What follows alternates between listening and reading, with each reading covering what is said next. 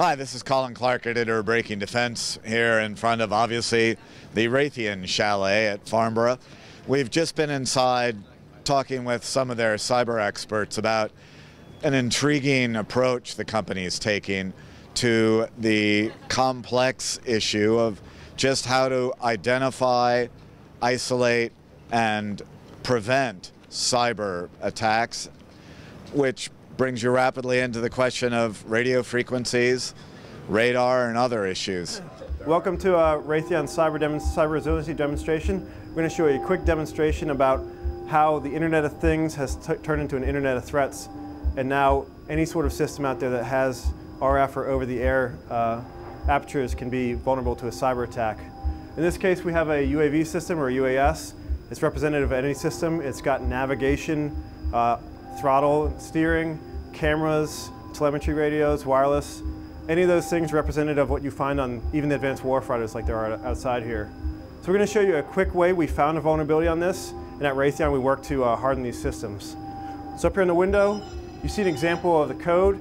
This is the open source code that is on the autopilot board here in Scott's hand. The line in red there is the actual line that lets us get on this machine. It's an unauthenticated channel. So I'm going to launch a cyber attack, and Scott's going to be the pilot here. He's got a little bit of gas. You see that he's got control. I'm going to launch the attack, and the machine's going to get knocked off. It's going to fly haywire. The pilot's going to lose control. The simulated camera on the screen behind me is going to go out. So I'm going to launch that. It's going to go very quickly. So he's got no control.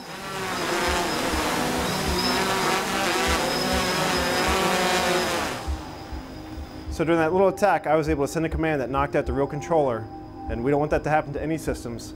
So what we do is a four-step process at Raytheon. The first step is to, of course, assess the system. We're going to look at all the aspects of the system, the physical parts of it, hardware, communications, the software, the policies, the configurations. In this case, we're looking at some of the source code. The next step is to rank these vulnerabilities to figure out how much damage they can do to the system, from critical to high, moderate. Then we're going to work with the people in charge of the system and the designers to make sure that we can figure out the best way to apply some cyber hardening to these systems. And when we apply it, what we do is a layered mitigation approach. We're going to add security tools, maybe new hardware, make design changes, some training updates for the users, things like that to add cyber resiliency to the system. And finally, after that, what we do is a reassessment of the system. We want to make sure that we didn't introduce any new flaws or affect the system performance, because we don't want to add so much security in there that the mission's not able to perform as it used to. So we're going to show you real quickly how we did that. We got the other UAV up here. In this case, we updated some firmware on the radios. We're going to launch the same attack here. So the cyber hardening has prevented me from taking over the hardened drone over here.